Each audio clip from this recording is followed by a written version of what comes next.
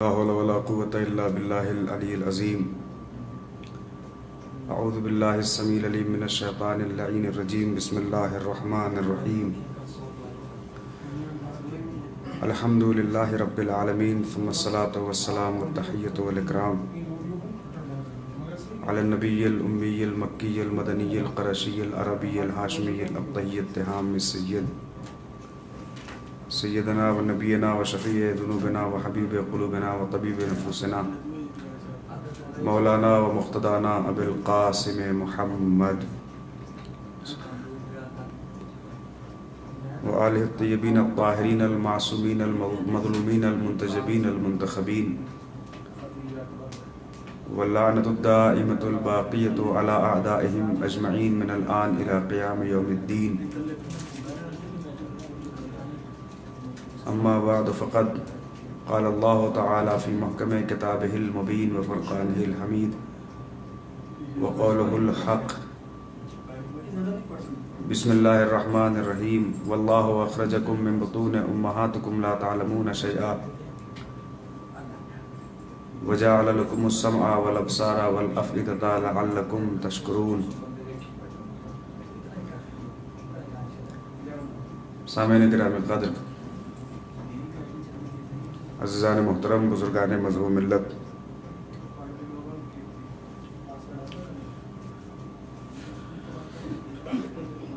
ایام عزائے سرکار حیثیت الشہداء کے پہلے عشرے کی یہ 7ویں مجلس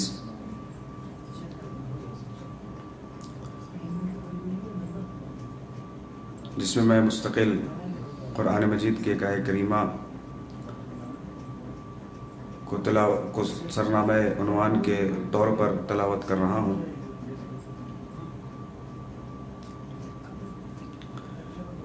جس آیت میں اللہ نے انسانوں کو جہاں ان کا ماضی یاد دلایا ہے، وہیں ساتھ ساتھ کچھ نعمتوں کا بھی تذکرہ کیا ہے.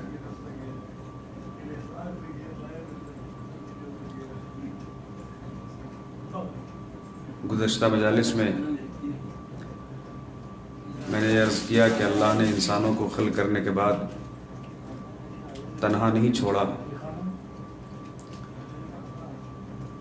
بلکہ اگر کسی مقصد کے تحت خلق کیا ہے تو برابر ساتھ بھی دیا.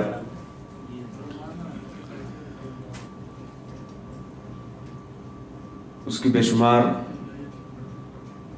دلیلیں موجود ہیں کہ اللہ نے انسانوں کو اکیلا نہیں چھوڑا، بلکہ مستقل نعمتیں عطا کرتا رہا. اور چونکہ ایک مقصد کے تحت خلق کیا ہے، اور وہ مقصد کیا ہے؟ ارشاد ہوا وَمَا خَلَقْتُ الْجِنَّ وَالْإِنسَ إِلَّا لِيَعْبُدُونَ. ہم نے جناتوں اور انسانوں کو خلق ہی نہیں کیا مگر یہ کہ عبادت کے لیے. جس آیہ کریمہ کی تلاوت کا شرف حاصل کیا، اللہ اس میں پہلے انسانوں کی لا علمی کا اعلان کر رہا ہے کہ وہ لاشعور تھا، لا یعلمون کا مصداق تھا، لیکن بعد میں اللہ نے اسے جو نعمتیں عطا کی ہیں اسی کے ذریعے سے انسان علم حاصل کرتا ہے،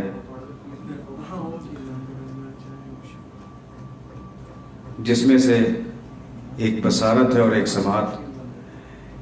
انسان کبھی سن کے بھی حاصل کرتا ہے اور کبھی دیکھ کے بھی حاصل کرتا ہے. اور اللہ نے صرف آنکھیں اور کان ہی عطا نہیں کیے بلکہ دل بھی عطا کیا، اور اس آیت میں تذکرہ کیا کہ وَجَعَلَ لَكُمُ السَّمْعَ وَالْأَبْصَارَ وَالْأَفْئِدَةَ. اگر ہم نے تمہیں قوت سماعت یعنی کان عطا کی ہیں، قوت بصارت یعنی آنکھیں عطا کی ہیں، تو صرف یہ نہیں ہے، والافئدہ ساتھ میں دل بھی عطا کیا ہے. اب یہ تینوں چیزیں ایک ساتھ ذکر ہوئی ہیں، اس کا مطلب یہ ہے کہ تینوں کا آپس میں ایک دوسرے سے کوئی رشتہ ضرور ہے، ورنہ اللہ کے کلام کا ایک لفظ بھی بے مقصد اور بے معنی نہیں ہے. بلکہ اگر آنکھ اور کان کے ساتھ دل کا تذکرہ ہوا ہے، جبکہ دونوں میں، تینوں چیزوں میں کافی فاصلے ہیں. اگر آنکھ اور کان سر پہ ہیں تو دل سر پہ نہیں ہے بلکہ دل سینوں میں موجود ہے. اب دل کا ان دونوں چیزوں سے فاصلہ ہے، مگر اللہ نے تینوں چیزوں کو ایک ساتھ بیان کیا تو ظاہر ہے کہ کوئی مقصد بھی ہوگا۔ مقصد کیا ہے؟ عجب نہیں کہ اللہ ہمیں متوجہ کرنا چاہ رہا ہو کہ دیکھو، جو آنکھ سے دیکھنا اسی پہ بھروسہ نہ کر لینا، جو کان سے سن لینا اسی پہ بھروسہ نہ کر لینا، بلکہ ایک مرتبہ دل کی کسوٹی پہ پرکھ بھی لینا اور فکر کر لینا کہ سچ کیا ہے اور جھوٹ کیا ہے، صحیح کیا ہے، غلط کیا ہے، حق کیا ہے، باطل کیا ہے، اس کے بعد تم فیصلہ کرنا۔ جن لوگوں نے صرف اور صرف اپنی آنکھوں کی بصارت پہ یا اپنی کان کی سماعت پہ اعتبار کیا اور سوچا کہ جو ہم نے سنا وہی صحیح ہے یا جو ہم نے دیکھا وہی صحیح ہے، ایسے لوگ اکثر دھوکہ کھا گئے ہیں۔ اسی لیے اللہ نے ساتھ ساتھ دل بھی عطا کیا تاکہ تم اس کے ذریعے سے سوچ سمجھ لینا، فکر کر لینا کہ سچ کدھر ہے اور جھوٹ کدھر ہے۔ بعد رسول کچھ لوگوں نے جن لوگوں کو برسر اقتدار دیکھا انہی کو مان لیا کہ ہاں یہی حاکم وقت ہے، یہی رہنما ہے، یہی رہبر ہے، بلکہ یہ نہیں سوچا، اپنے دل سے کام نہیں لیا، فکر و تدبر سے کام نہیں لیا، اور یہ نہیں سوچا کہ کچھ روزی گزرے ہیں کہ جب پیغمبر نے سوالات حجاج کرام کے درمیان پہلے لوگوں سے اعتراف کرایا تھا کہ میں تم پہ اولا پہ تصرف ہوں یا نہیں ہوں، تمام حجاج کرام نے، تمام حاجیوں نے اعتراف کیا۔ اس کے بعد اللہ کے نبی نے کہا تھا کہ من کنت مولا ہو فہذا علی مولا، جو مجھے مولا مانتا ہے، یعنی جس کے نبی مولا ہے اس کے امام علی مولا بھی ہیں۔ لوگوں نے یہ تفکر نہیں کیا، یہ تدبر سے کام نہیں لیا، فکر نہیں کی، سوچا نہیں کہ نبی نے جو کہا ہے وہ حاکم ہوگا یا امت نے جسے چنا ہے وہ حاکم ہوگا۔ اب یہاں پہ کہا جاتا ہے کہ صاحب امت کے ووٹ زیادہ تھے، امت یہ چاہ رہی تھی کہ فلاں صاحب برسر اقتدار آئے، فلاں صاحب حاکم ہو، تو پھر میں ان سے یہی کہوں گا برجستہ کہ جناب امت کو اپنا حاکم چننے کا اختیار ہے، اسلام کا حاکم چننے کا اختیار نہیں ہے۔ اسلام کا حاکم وہی چنے گا جس نے مذہب اسلام کا اور دین کا انتخاب کیا ہے انسانوں کی رہنمائی کے لیے۔ لہٰذا انسان صرف یہ نہ سوچے کہ اپنی آنکھوں کی بصارت پہ بھروسہ کرے یا اس نے جو دیکھا وہی سچائی ہے یا اس نے جو سنا وہی حقیقت ہے، ایسا نہیں ہے، بلکہ اللہ نے ساتھ ساتھ دل بھی عطا کیا ہے کہ تم دل کی کسوٹی پہ بھی پرکھ لینا اور ایک مرتبہ غور و فکر کر لینا، تدبر بھی کر لینا، تب اس کے بعد فیصلہ کرنا کہ صحیح کیا ہے اور غلط کیا ہے۔ اب اس کے بعد اللہ نے کہا لعلکم تشکرون، تاکہ تم میرا شکر ادا کرو۔ تو ساتھ میں ان نعمتوں کا تذکرہ جن کے ذریعے سے علم انسان حاصل کرتا ہے، اس سے صاف ظاہر ہوتا ہے کہ اللہ نے انسانوں کو پیدا کرنے کے بعد، خلق کرنے کے بعد تنہا نہیں چھوڑ دیا، بلکہ ساتھ ساتھ رکھا اور مسلسل نعمتوں سے نواز رہا ہے، جس سے صاف ظاہر ہوتا ہے کہ اللہ اپنے بندوں سے کتنی محبت کرتا ہے۔ اب اس کے بعد دوسرا مقصد تخلیق بیان ہوا۔ پہلے اعلان ہوا کہ ماضی کیا تھا، خلق ہوئے تو کیسے تھے، لیکن جاہل تو تھے مگر جاہل رکھا نہیں، بلکہ وہ وسائل عطا کی جن کے ذریعے سے تم علم حاصل کرو۔ اب سن لو کہ مقصد تخلیق کیا ہے۔ مقصد تخلیق اللہ نے بتا دیا، وما خلقت الجن والانس الا لیعبدون، ہم نے جنات اور انسانوں کو خلق ہی نہیں کیا مگر یہ کہ وہ میری عبادت کریں۔ جب خلق کیا تو کہا کہ تم میرا شکر ادا کرو۔ اب جب غرض تخلیق بیان کر رہا ہے تو کہا کہ ہم نے خلق کیا تاکہ تم میری عبادت کرو، الا لیعبدون، مقصد تخلیق عبادت کو قرار دیا۔ اب انسان یہ سوچے کہ عبادت کیا ہے، عبادت کسے کہتے ہیں، تو عبادت کو لوگوں نے ایک محدود ایک دائرے میں محدود کر لیا کہ کچھ اعمال ہیں جن کا نام ہے عبادت۔ اس میں مثال کے طور پہ سال بھر کے 30 روزے رکھ لیے، سوچا کہ اس کا نام عبادت ہے۔ مثال کے طور پہ دن کی 5 وقت کی نماز پنجگانہ رکھ لی، سوچا کہ اس کا نام عبادت ہے۔ کچھ زکوٰۃ میں سے دے دیا، سوچا اس کا نام عبادت ہے۔ انسانوں نے اب عبادت کو ایک محدود دائرے تک رکھ دیا کہ ہاں کچھ اعمال ہیں جن کا نام عبادت ہے، اور اسی کے پیچھے پڑ گئے، مسجدیں آباد کر دی گئی کہ چونکہ یہی عبادت ہے۔ جب ذی الحجہ کا مہینہ آیا تو لوگوں نے حرم خدا کا رجوع کیا، سوچا یہی عبادت ہے۔ یہ چونکہ محدود کر دیا تھا اس لیے سوچا کہ عبادت کی فہرست اتنی مختصر ہے لہٰذا اسی کے پیچھے لگ جاؤ، اور غرض تخلیق بھی یہی ہے۔ لیکن اصل عبادت کیا ہے، روح عبادت کیا ہے، اس پہ کسی نے غور نہیں کیا۔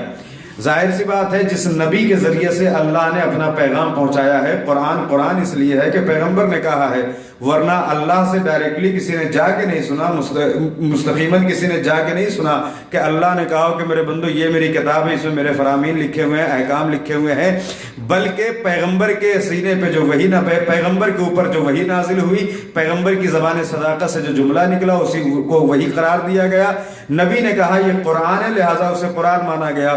اب نبی کی زبان سے یہ آیت، اس آیت کی زبان مبارک سے اس آیت کی تلاوت ہوئی جس میں انسانوں کا غرض تخلیق بیان کیا گیا کہ ہم نے تمہیں عبادت کے لیے پیدا کیا ہے۔ تو جس نبی کے ذریعے سے ہمیں اللہ نے اپنا پیغام پہنچایا ہے کہ دیکھو انسانوں، اگر ہم نے تمہیں خلق کیا ہے تو مقصد عبادت ہے، تو پھر ہم اسی نبی سے چل کے پوچھے نا کہ اللہ کے رسول عبادت کیا کیا، کون سے اعمال عبادت ہیں؟ تو جو احادیث سے جو مفاہیم اخذ ہوتے ہیں اس سے ایک بات واضح ہو گئی کہ چونکہ جلدی جلدی اپنے مرحلے تک، اپنے مقصد تک پہنچنا ہے، پیغمبر اعظم کی حدیث سے اور ارشادات سے ایک بات واضح ہوئی کہ صرف نماز پڑھنے کا نام عبادت نہیں، سال کے 30 روزے رکھ لینے کا نام عبادت نہیں، حرم خدا کا طواف کر لینے کا نام صرف عبادت نہیں ہے، بلکہ ہر وہ کام جو خوشنودی خدا کے لیے انجام دیا جائے اس کام کو عبادت قرار دیا جائے گا۔ اب ظاہر سی بات ہے کہ آج ہمارے درمیان ہمارے سننے والے محبان امیر المومنین علیہ السلام جو موجود ہوتے ہیں، مولا کائنات کی محبت کا دعویٰ کرتے ہیں۔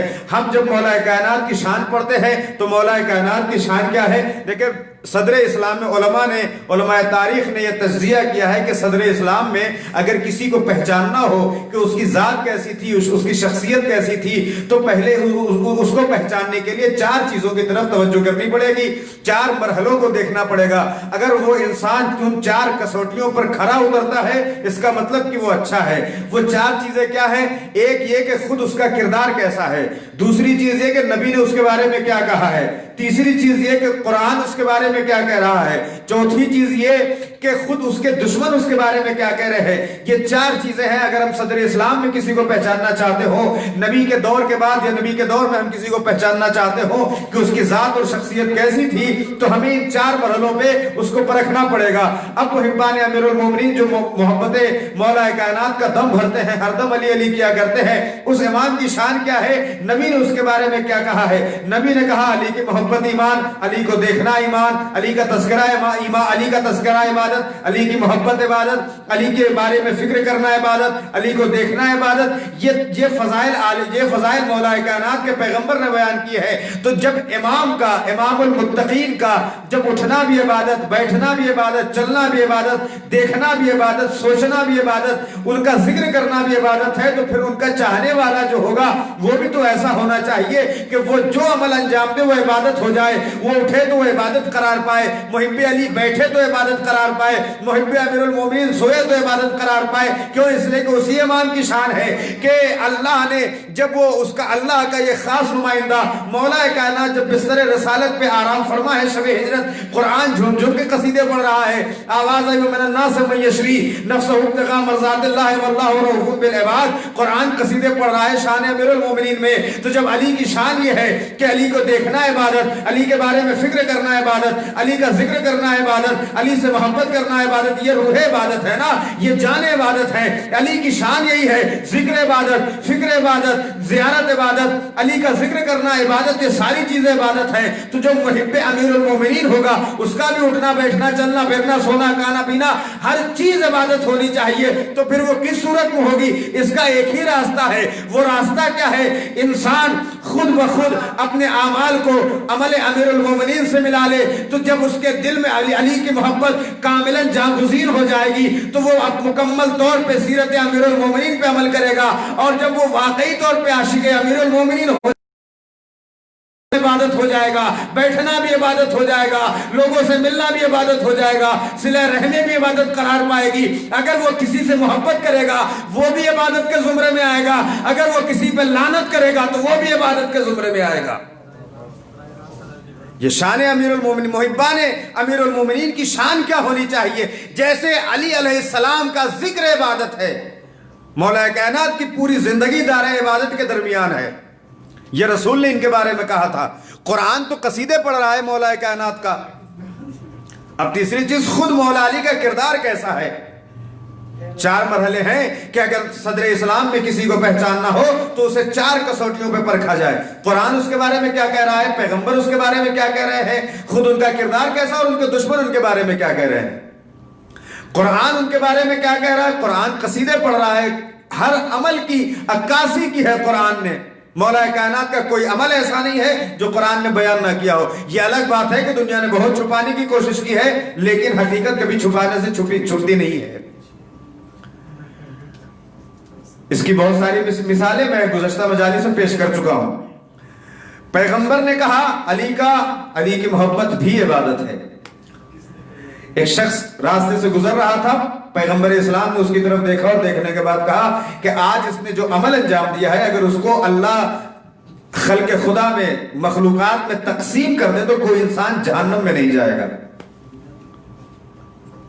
اصحاب پریشان کہ آخر یہ کون سا عمل انجام دے کے آیا ہے, کہ پیغمبر اسلام نے کہا ہے کہ اگر اس کا یہ آج جو اس نے عمل انجام دیا ہے, اگر اسے خلق خدا میں تقسیم کر دیا جائے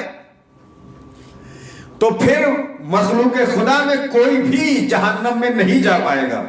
اصحاب دوڑے اس کے پیچھے, جانے کے بعد پوچھا یہ بتاؤ آج تم نے کون سا عمل انجام دیا ہے. اس نے کہا کوئی نہیں, کوئی خاص عمل انجام نہیں دیا, میں جو روز کرتا ہوں وہی آج بھی میں نے کیا ہے. لیکن خیریت کیا بات ہے؟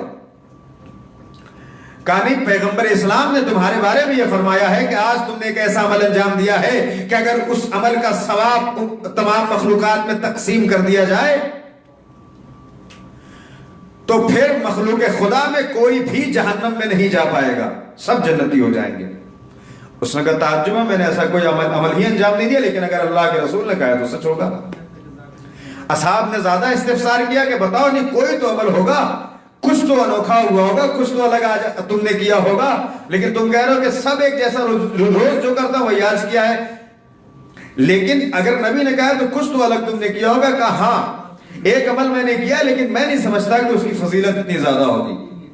بس وہی ایک عمل ہے جو میں نے آج روز کے معمول سے مطابق, روز کے معمول سے ہٹ کے کیا ہے. روز میں ویسا نہیں کرتا تھا, آج ویسا کیا ہے. کہ کون سا عمل ہے؟ کہ روز جب میں اپنے گھر سے نکلتا ہوں اور اپنے کاروبار کی فکر میں نکلتا ہوں تو پہلے میں امیر المومنین علی بن ابی طالب علیہ السلام کے پاس جاتا ہوں, ان کے چہرے کی زیارت کرتا ہوں, اس کے بعد تلاش معاش کے لیے نکلتا ہوں, کاروبار کے لیے نکلتا ہوں. کیونکہ نبی نے کہا ہے کہ النظر الی وجہ علی بن ابی طالب عبادت, علی کا چہرہ دیکھنا عبادت ہے, لہٰذا میں اس عبادت سے محروم نہیں ہونا چاہتا. روز اپنے گھر سے نکلتا ہوں, پہلے مولا کائنات کو دیکھتا ہوں, ان کے چہرے کی زیارت کرتا ہوں, اس عبادت کا شرف حاصل کرتا ہوں, پھر اس کے بعد میں جاتا ہوں اپنے کاروبار کی فکر میں. اصحاب نے پوچھا پھر آج کیا ہوا؟ کہ آج مجھے اپنے گھر سے نکلنے میں دیر ہو گئی اور مجھے اپنے کاروباری سلسلے سے بھی جانا ضروری تھا. اب میں پریشان, اگر میں امام کے پاس جاتا ہوں تو پھر مجھے دیر ہوتی ہے, پھر ہاتھ سے کاروبار بھی چلا جائے گا. لیکن میں مال دنیا کے لیے اس عبادت کو چھوڑ بھی نہیں سکتا تھا, اب کروں تو کیا کروں؟ لوگوں نے پوچھا پھر کیا کیا؟ کہا میں نے تلاش کیا, دیکھا دور مجھے امیر المومنین نظر آیا, میں نے دور سے ہی ان کی طرف دیکھا اور کہا السلام علیکہ یا امیر المومنین. بس اتنی دور سے میں نے زیارت کی, چونکہ چھوڑ نہیں سکتا تھا, اس شرف سے محروم نہیں ہونا چاہتا تھا. اس کے بعد اپنے کاروبار کی جانب لیا. اصحاب نے تمام باتیں سنی, اس کے بعد آئے پیغمبر اسلام کی خدمت میں, کہا اللہ کے رسول آپ نے تو کہا تھا کہ آج اس نے وہ جو عمل انجام دیا ہے اگر اس کا ثواب تقسیم کر دیا جائے تو کوئی جہنمی نہیں بچے گا, سب جنتی ہو جائیں گے. لیکن اس نے آج کوئی خاص عمل انجام نہیں دیا, بلکہ اس نے تھوڑی سی کوتاہی کی ہے. کہا کیا کوتاہی کی ہے؟ کہا وہ یہ کہ وہ روز جا کے مولا علی کے قریب جا کے ان کے چہرے کی زیارت کرتا تھا, آج اس نے ان پہ دنیا والے دنیا کے چکر میں دور سے زیارت کی اور چلا گیا. اللہ کے نبی نے کہا تمہیں یہ نظر آ رہا ہے کہ اس نے دور سے زیارت کی ہے, تم یہ نہیں دیکھ رہے ہو کہ اس کے دل میں معرفت امیر المومنین کتنی ہے. وہ یہ کر سکتا تھا کہ پہلے اپنے کاروبار کے لیے جاتا, بعد میں آتا کسی وقت علی کے چہرے کی زیارت کر لیتا, لیکن اس نے تمام اپنی پریشانیوں کو پس پش ڈال کر پہلے زیارت امیر المومنین کرنا مناسب سمجھا کہ میں اس شرف سے محروم نہیں ہونا چاہتا تھا. اللہ نے اس کے اس معرفت کی جزا یہ دی ہے کہ اس نے بھلے ہی دور سے زیارت کی ہے, مگر اگر اس کا ثواب تقسیم کر دیا جائے تو دنیا میں کوئی جہنمی نہیں بچے گا, بلکہ سب کے سب جنتی ہو جائیں گے. یہ ہے شان امیر المومنین. یہ جو اس نے سلام کیا, جو اس نے دور سے چہرہ امیر المومنین کی زیارت کی ہے, اس کا ثواب اتنا زیادہ کیسے ہو گیا؟ ثواب زیارت کا نہیں ہے، بلکہ اگر زیارت کا ثواب دیکھا جائے تو نہ جانے روز کتنے منافق ہوتے تھے جو علی کا چہرہ دیکھ کے جل جایا کرتے تھے، مگر یہ ہے اس نے دور سے بھی زیارت کی، مگر اس کو اتنا ثواب دیا گیا کہ اگر تقسیم کر دیا جائے تو خلق خدا میں کوئی بھی جہنمی نہیں بچے گا۔ ثواب اصل زیارت کا نہیں تھا، بلکہ ثواب جو اسے ملا وہ اس کی معرفت کا ملا ہے۔ اب ہم جب زیارت کا سلیقہ پڑھتے ہیں، آداب زیارت میں جب ہم وارد ہوتے ہیں اور سوچتے ہیں زیارت کیسے کرے، اب ہر شخص تو کربلا نہیں جا سکتا، اب ہر شخص تو نجف نہیں جا سکتا، اب ہر شخص تو مشہد اور قم نہیں آ سکتا، ہر ایک کی مجبوری ہوتی ہے، ہر ایک کی پریشانی ہوتی ہے، کسی کو حالات نے پریشان کر رکھا ہے، کسی کو اقتصادیات نے پریشان کر رکھا ہے، اب ہر ایک تو زیارت تک، مقامات مقدسات تک نہیں پہنچ سکتا، تو پھر وہ کیا کرے؟ ائمہ نے طریقہ بتایا کہ دیکھو جہاں کہیں بھی رہو، اگر کربلا کا رخ کر کے انگشت شہادت سے اشارہ کر کے اگر تم ایک مرتبہ کہہ دو السلام علیکہ یا ابا عبداللہ، تمہیں وہی ثواب ملے گا جو تمہیں حرم سرکار سید الشہداء ملے گا۔ لیکن یہاں بھی یہی مسئلہ ہے، مسئلہ جو ہے وہ زیارت کا نہیں ہے، زبان پہ کچھ کلمات جاری کرنے کا نہیں ہے، کہ مسئلہ یہ ہے کہ دل میں جتنی معرفت اہل بیت ہوتی جائے گی ویسے ہی تمہارا ثواب زیارت بڑھتا چلا جائے گا۔ اب چاہے تم حرم اہل بیت میں کھڑے ہو کے زیارت کرو، چاہے اپنے مکانات میں رہ کے زیارت کرو، اگر دل میں معرفت ہے تو اتنا ہی اجر ملے گا جتنا حرم میں کھڑے ہو کے زیارت پڑھنے کا ملے گا۔ معرفت اہل بیت ہونا شرط ہے، معرفت اہل بیت جتنی ہوگی پھر اس کے بعد عمل کا اجر اور ثواب ویسے ہی بڑھتا جائے گا۔ اور عاشقان اہل بیت میں صاحبان معرفت کی کمی نہیں ہے۔ یہ الگ بات ہے کہ ہمیشہ ان کے ماننے والے کم نظر آئے ہیں، لیکن ان مختصر لوگوں نے بھی اپنی ایک شناخت بنا رکھی ہے، وہ پہچانے جاتے ہیں محب امیر المومنین کے نام سے۔ ان کے چاہنے والوں کی تعداد کم رہی ہے، لیکن ان کے معرفت رکھنے والوں کی تعداد ضرور کم رہی ہے، لیکن ایسی معرفت ہم نے صف ازا جو بچھائی ہوئی ہے سید الشہداء سرکار ابا عبداللہ حسین علیہ السلام، کس لیے کربلا کیا تمہیں؟ ہم دیکھیں وہاں چل کے کہ وہاں جو امام کے خیمے میں موجود ان کی معرفت کیسی ہے۔ وہ تو جو موجود ہیں وہ تو صاحب معرفت ہیں ہی، جو نہیں ہے وہ کتنے صاحب معرفت ہے۔ سرکار سید الشہداء نے خط لکھا ہے حبیب ابن مظاہر کو، قاصد آیا ہے حبیب کے گھر، دق الباب کرتا ہے، آواز آتی ہے کون؟ قاصد نے کہا میں حسین کا قاصد ہوں۔ بچپن کے دوست کا نام سنا، آنکھوں میں آنسو آ گئے، دوڑ کے گئے، دروازہ کھولا، دیکھا حسین ابن علی کا خط ہے، امام وقت کا خط ہے، تحریر کو آنکھوں سے لگایا ہوگا، مضمون پڑھا، آنکھوں میں آنسو آ گئے۔ زوجہ نے پوچھا کیا بات ہے؟ کہ حسین ابن علی نے کربلا میں مدد کرنے کو بلایا ہے۔ حبیب تمہارا کیا ارادہ ہے؟ کہ حالات مناسب نہیں ہیں، سیاسی معاملات ہو سکتے ہیں۔ حبیب کیا سوچ رہے ہو؟ میں سوچ رہا ہوں کہ کس لیے جاؤں، یہ ان کا آپس کا معاملہ ہوگا۔ جو سننا تھا یہ ہے زوجہ حبیب ابن مظاہر معرفت کے اس مقام پہ، حبیب میری چادر تم اپنے سر پہ رکھ لو اور اپنی تلوار دو، میں حسین کی نصرت کرنے کو جاؤں گی۔ حبیب کی آنکھوں میں آنسو آ گئے، کیونکہ حبیب نے اپنی زوجہ کا امتحان لینے کے لیے جملہ کہا تھا۔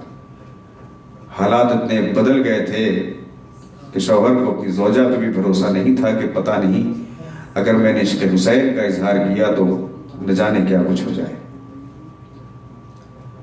ارباب ازا ادھر حبیب ابن مظاہر نے اپنے خادم سے کہا کہ تم شہر کے باہر پہنچو، میں پہنچ رہا ہوں۔ القصہ میدان کربلا میں جب حبیب پہنچے ہیں، ایک مرتبہ تکبیر کی آوازیں بلند ہوئی،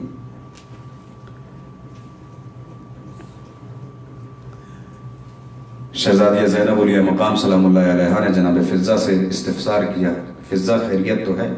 انصار حسین میں تکبیر کی آواز کیوں بلند ہو رہی ہے؟ کہا امام وقت کا دوست حبیب ابن مظاہر آیا ہے۔ فضا جا کے حبیب کو میرا سلام پہنچا دو. ادھر فضا نے جیسے ہی کہا حبیب خوشا نصیب علی کی بیٹی تجھے سلام کہہ رہی ہے. یہ جملہ سننا تھا کہ حبیب نے سر و سینہ پیٹا, پشت خیمہ پہ آئے, ایک عہد کیا, شہزادی میں وعدہ کرتا ہوں جب تک حبیب کے جسم میں جان رہے گی حسین ابن علی پہ کوئی آنچ نہ آئے گی. ایسے چاہنے والے کربلا میں امام کے ساتھ, ایسے انصار کہ جب تک زندہ رہے. راوی کہتا ہے میں نے مقتل کا, میں جب دیکھ رہا تھا خیام حسینی کا منظر, صبح عاشور میں نے دیکھا کہ حسین زمین کربلا پر اس طرح کھڑے تھے جیسے کوئی بادشاہ کھڑا ہوتا. ایسے چاہنے والے جس کے ہوں, ایسے انصار ہوں, ایسے جیالے جس کے خیمے میں موجود ہوں. راوی کہتا ہے میں نے دیکھا حسین مقتل میں زمین کربلا پہ صبح عاشور اس طرح کھڑے ہوئے تھے جیسے کوئی بادشاہ کھڑا ہوتا. لیکن اسی حسین کو جب میں نے عصر عاشور دیکھا, کمر جھکی ہوئی, بدن خون میں ڈوبا ہوا, بال سفید ہو چکے تھے. ارباب ازا, ایسے انصار, ایسے جانصار, عصر عاشور آ گئی. حسین ابن علی نے ایک آواز بلند کی, حل من ناصر ینصرنا, ہے کوئی جو میری مدد کو آئے. اب اس کے بعد ایک مرتبہ اپنے شہید جانصاروں کو متوجہ کیا, ان کو خطاب کیا, کہاں ہو زہیر, کہاں ہو سعید, کہاں ہو حبیب. یہ جملہ جیسے ہی حسین کی زبان سے جاری ہوا ہے, کٹے ہوئے سروں سے آواز آ رہی تھی, مولا اگر موت نے مجبور نہ کیا ہوتا تو اب بھی ہم آپ کی نصرت کے لیے تیار تھے.